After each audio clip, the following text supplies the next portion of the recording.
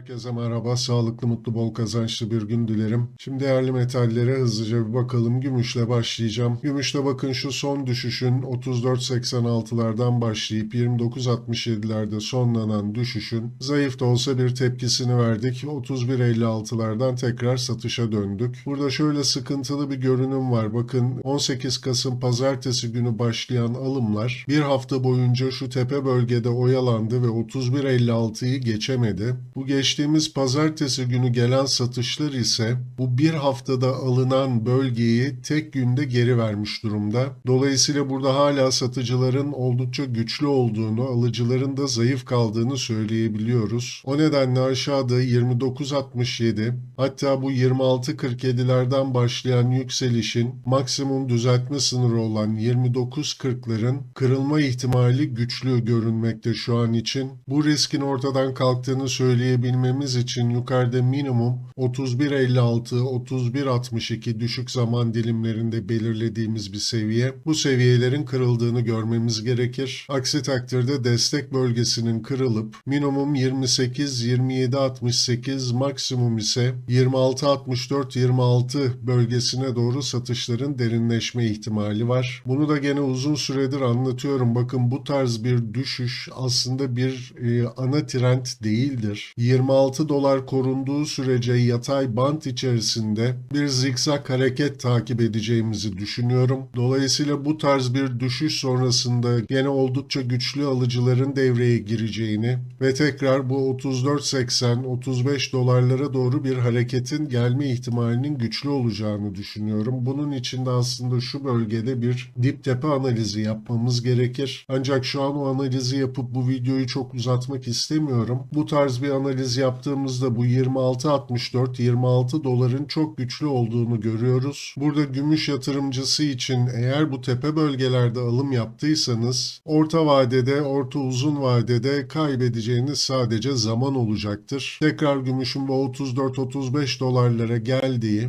hatta bu bölgeleri de geçtiği süreçleri yaşayacağız. Ancak şu an için tepede bir yatay bant olasılığı daha güçlü duruyor. Buradan gümüşün düşük zaman dilimlerine geçecek olursak burada aslında bir yatay bant hareketi takip ediyoruz. Yukarıda 31.62, aşağıda ise 29.67 destek direnç bölgelerimiz var. Bunlar korunduğu sürece yatay bant hareketinin devamı beklenir ve bu yatay bantta bakın bir üçgen formasyonu da oluşuyor. Şu yaşadığımız son düşüşünde %50 tepkisini vermiş durumdayız. Bu yükselişte tepkiden daha güçlü alımların geldiğini söyleyebilmemiz için yukarıda 30.90-31 aralığının geçilmesi gerekecek. Bu direnç bölgesi kırılmadığı sürece şu düşüşün tepkisini verdik ve tekrar satışa dönüyoruz diyeceğimiz bir süreç yaşanır. Bu bölge geçilecek olursa 31 dolar üstüne yerleşecek olursa da yatay bant direnci olan yukarıda 31.50-31.62 bölgesini takip ediyor olacağız. Aşağıda da 29.62 hatta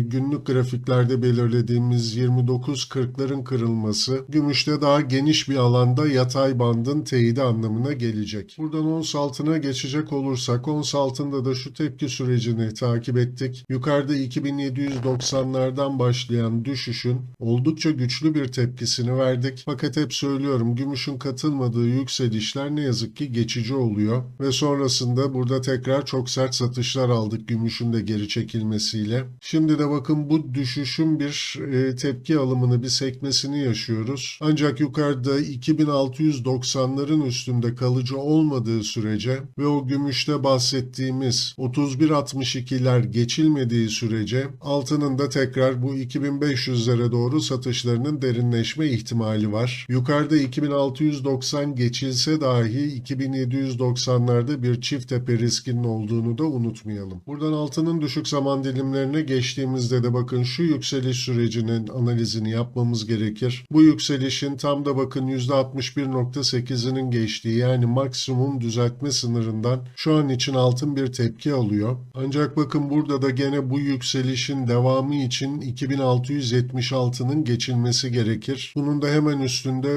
bu günlük grafiklerde belirlediğimiz 2690 bölgesi var. Dolayısıyla şu an gelen bu alımların yukarıda 2676 ve 2690 direnç bölgesini kırması gerekir ki burada yükselişlerin devamı geliyor diyebilelim. Bu dirençler korunduğu takdirde bu yükseliş bir tepki olarak kalacak ve tekrar piyasanın satışa döndüğü bir süreci takip edebiliriz ve tekrar 2500'ler potaya girecektir. Ancak 2690 üstünde kalıcı olduğu takdirde de gene yükselişler için umutlanabiliriz. Şimdi buradan platine geçersek aslında platinde bazı arkadaşlar sıkıntılı bir süreç yaşıyor. Fakat geçmiş analizlerimi bir hatırlatmak istiyorum. Bakın 2020 pandemi döneminde platinde 565'lere kadar bir düşüş yaşandı. Sonrasında buradan gelen tepkiler bu pandemi öncesi oluşan tepede bir dirençle karşılaştı. Bunun tarihine baktığımızda 2020 Ağustos ayında pandemi öncesi tepesini hala geçememiş bir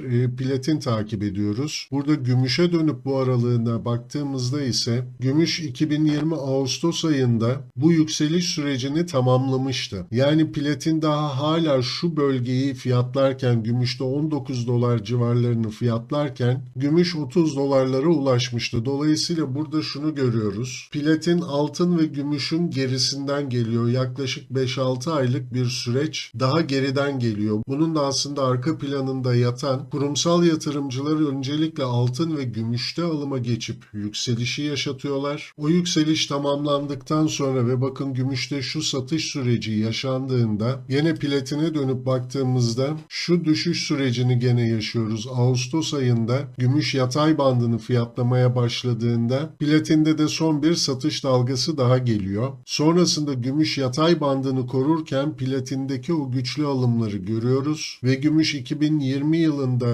Ağustos ayında tepesini oluştururken platin 2021 Şubat ayında tepesini oluşturuyor. Bu da işte o bahsettiğimiz kurumsal yatırımcının önce altın ve gümüşü yükseltip altın ve gümüşte yatay band teyidini aldığımızda da platine geçtikleri bir süreci gösteriyor. Dolayısıyla bugün içinde artık eğer gümüşte bir düzeltme sürecine girdiysek gene geçmiş analizlerde bundan bahsetmiştim. Platinde de gene son bir düşüş dalgası gelir ve şu destek bölgesi çok güzel alım fırsatı olacaktır demiştik. Şu anda da o süreci yaşıyoruz aslında. Gümüşteki o yatay band teyidi gelecek olursa platinde de gene bir miktar daha geri çekilme olacak ve bu bölgede bizim için çok önemli bir alım fırsatı olacak. Sonrasında önümüzdeki 6 ay boyunca altın gümüş yatay band hareketini yaparken platinde de güzel yükselişler yakalayacağımızı düşünüyorum. Buradan platinin düşük zaman dilimlerine geçecek olursak bakın 924'lere kadar şu bir önceki dibe kadar gene satışlar geldi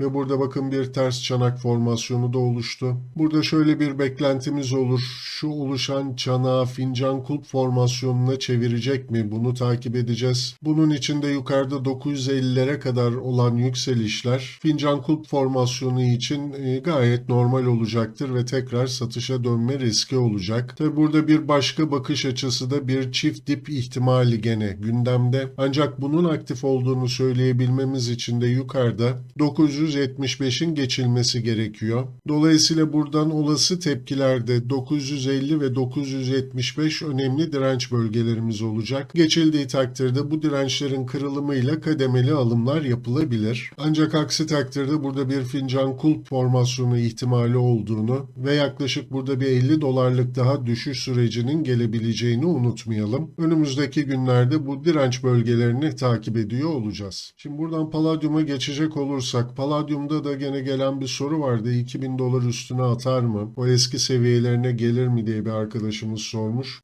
Maliyeti de gerçi oldukça uygun yerlerde. Fakat tabii şimdi bu 2000 dolarlara gider mi? 2000 doların üstüne atar mı? Bunu önceden bilebilme şansımız yok. Fakat şu an için baktığımızda bir dipte yatay bant oluşumu var. Burada fincan kulp oluşuyor veya buna omuz baş omuz da diyenler var. Olabilir, çok önemi yok. Sonuçta burada yatayda bir bant hareketi oluşmuş durumda. Yukarıda 1250 geçilecek olursa yaklaşık 450 dolarlık bir yükselişin tetiklenmesi beklenir. Bu da 1700 dolarları gösteriyor. Buradan baktığımızda da bu 1700 dolar yükselişi şu yatay bandın direncinin kırılması şartıyla gelebilecek olan yükseliş aynı zamanda şu düşüşün de bakın yaklaşık %50 seviyesini bize gösteriyor. 1694-1629 bölgesi. Bu bölge takip edilecek. Olası 1250 kırılımı ile birlikte bu bölgede talebin arza dönüp dönmediğini kontrol edeceğiz. Bu direncin de kırılmasıyla birlikte şu son düşüşe baktığımızda bakın 3490'lardan bakıyoruz düşüşe. Bunun maksimum düzeltme sınırı 2002-1855 aralığında. Bu direnç geçilmediği sürece bir tepki sürecinden bahsederiz. Ancak 2000 dolarların üstünde hareketler 2500 bir ara direncini takip etmemiz gerekse de tekrar bu sefer 3400'lere kadar yükselişin devamı anlamına gelecek. Ancak bakın bu tarz bir yükselişte hep sürekli bazı şartlar koymak zorundayız. Çünkü yarın ne olacak bunu bilmeye çalışmıyoruz. Öncelikle burada bir 1250 dolar geçiliyor mu ve bu yatay bandın hedefi olan 1700'lere gidiyor muyuz bunu kontrol etmemiz gerekir orta uzun vade için. Şimdi buradan paladyumun düşük zaman dilimlerine geçtiğimizde 1250'lerden başlayan şu düşüşün analizini yapmamız gerekir. Burada şu an için bir tepki süreci içindeyiz. Minimum tepki sınırından tekrar satışlarla karşılaştık. Fakat burada aşağıda bakın şu destek bölgesi 962-953 bölgesi korunduğu sürece